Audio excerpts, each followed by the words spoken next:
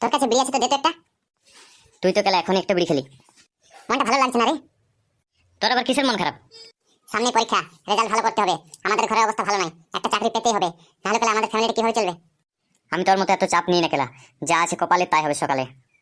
তোর বাপের অনেক টাকা পয়সা আছে, তাই চাপ নিতে হয় না তোকে। আমার মতো অবস্থা থাকলে তুইও বুঝতিস খেলা চাপ কি জিনিস। আচ্ছা এসব বাদ দে, পরীক্ষার জন্য তোর প্রিপারেশন কেমন? আমার জন্য তো টুকলি আছে, টুকলি জিন্দাবাদ। আগের বার তো টুকলি করে পাস করেছি। এটা ফাইনাল পরীক্ষা খেলা, তুই তোর নিজের পছন্দ মতো জায়গায় বসতে পারবি না, রোল নাম্বার অনুযায়ী সিট পড়বে।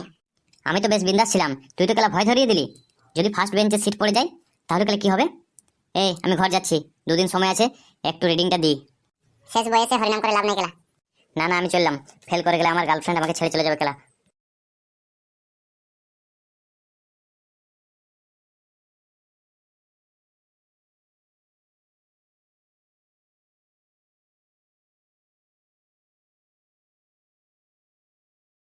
এই রে কেলা, যেখানে বাঘের ভয় সেখানে সন্ধ্যা হয়।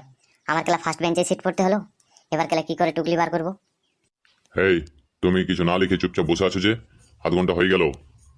স্যার আমি মনে করার চেষ্টা করছি। কিছু তো আমাকে লিখতেই হবে খেলা, নাহলে স্যারটা আবার জিজ্ঞাসা করবে। কিন্তু আমি তো একটা প্রশ্নের উত্তর দিতে পারবো না, যাকে প্রশ্নগুলো টুকে দিই। স্যার লুজ নেব। এই ছেলেরা কত স্পিডে লিখছে, আধ ঘন্টা হতে না হতে লুজ লিখছে। এই একদম গোলমাল করবে না, নিজের মতো লিখে যাও। সালাম মনে মনে ভেবেছিলাম পাশের জনের দেখে একটু আধটু লিখবো, ওই সালা তো পরীক্ষা দিতেই আসেনি, ও তো আমার থেকে বড় ফাঁকি কাজ।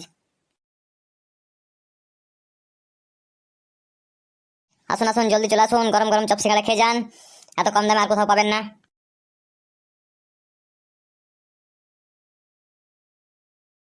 আরে বন্ধু যে, তোর সাথে অনেকদিন পর দেখা হলো, এখন কোথায় কি করছিস? এখন তো নিশ্চয়ই চাকরি পেয়ে গেছিস। আর খেলা চাকরি, এখন চাকর খাটার জন্য এই শহরে এসেছি কাজের সন্ধানে। বলিস কি রে, তুই এখনো চাকরি পাসনি? তাহলে কি করে সময় কাটাচ্ছিস? কেন? অন্যের ব্যঙ্গ বিদ্রুপ সহানুভূতি শুনে শুনে? এভাবে বলিস না রে, শুনতে খুব খারাপ লাগছে। বাদ দে, তোর খবর বল, তুই এখন কি করছিস? আমি চা চপের কোচিং সেন্টার খুলেছি। কি বললি? চা চাপের কোচিং সেন্টার? হ্যাঁ রে, আমি ঠিকই বলছি। আমি প্রথমে চা চপের দোকান খুলেছিলাম। একদিন মমতা সরকার আমার দোকানে চপ খেয়ে প্রচুর প্রশংসা করেছিল। তারপর আমাকে পরামর্শ দেয়, তুমি চা চপ বানানোর জন্য একটা কোচিং সেন্টার খোলো। তারপর রাজ্য সরকার আমাকে অনুমোদন দেয়। তুই তো আজ তাহলে প্রতিষ্ঠিত, আর আমি বিএড এমএড এসব করে কি করলাম? তুই বেকার বেকার এত টাকা নষ্ট করেছিস, তার থেকে তুই চপের দোকান খোল, দেখবি তাড়াতাড়ি প্রতিষ্ঠিত হয়ে যাবি। হ্যাঁ রে, চপের দোকান খুললে কি চলবে? সবাই যদি চপের দোকানে খুলে তাহলে কাস্টমার কে হবে? শুধু দোকান খুললে হবে না, কোচিং সেন্টার খুলে দিবি একটা, সেখানে সবাই চা চপ বানানো শিখবে। দেখ, এগুলো আবার কে শিখতে চাইবে নাকি? শিখবে রে খেলা শিখবে, এটা আগামী দিনের বড় শিল্প হতে চলেছে। তুই তো খবরটা শুনিস নি, এবার থেকে পাঠ্যপুস্তকে চা চপ শিল্প থাকবে এবং সেগুলো পড়ানো হবে। কি বলিস রে? ঠিকই বলছি রে খেলা, তুই আমার কথা শুন। পাঠ্যপুস্তকে তো ওগুলো থিওরি হিসেবে থাকবে, প্র্যাকটিক্যালটা শিখতে তো তখন তোর কাছে আসবে। আমি তো খেলা এই বিষয়ে কিছু জানি না, কিভাবে চপ বানাতে হয়, কিভাবে সিঙ্গাড়া করতে হয়। তুই চিন্তা করিস না খেলা, তোর জন্য আমি আছি, তোকে আমি শিখিয়ে দেবো। তোর কথা শুনে আমি একটু মনে জোর পেলাম। নে আমার দোকানে চপ খেয়ে যা, দেখ আমি কেমন চপ বানাই। না রে, আজকে চপ সিঙ্গাড়া কিছুই খাবো না, আজ আমার শরীরটা ভালো নেই। ঠিক আছে তাহলে অন্যদিন খেয়ে যাস। ঠিক আছে রে বন্ধু, আমি আসছি।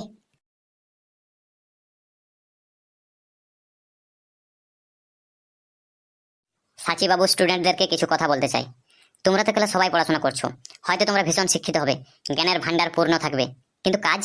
তোমার পড়াশোনার জ্ঞানটা কোন কাজে লাগাবে? তোমাকে যদি সরকার কাজের সুযোগ সুবিধা না দেয় তখন তুমি কি করবে খেলা? তাই বলছি কিছু স্কিল শিখে রাখো, হাতের কাজ শিখে রাখো, যাতে ভবিষ্যতে কিছু করে খেতে পারো। আর সরকারের কাছে প্রশ্ন আমার, দিন দিন বিএড এমএড কলেজের কেনই বা এত আয়োজন? শিক্ষিত হয়েও যদি চপের দোকান খুলতে হয় তাহলে ডিগ্রির কি প্রয়োজন?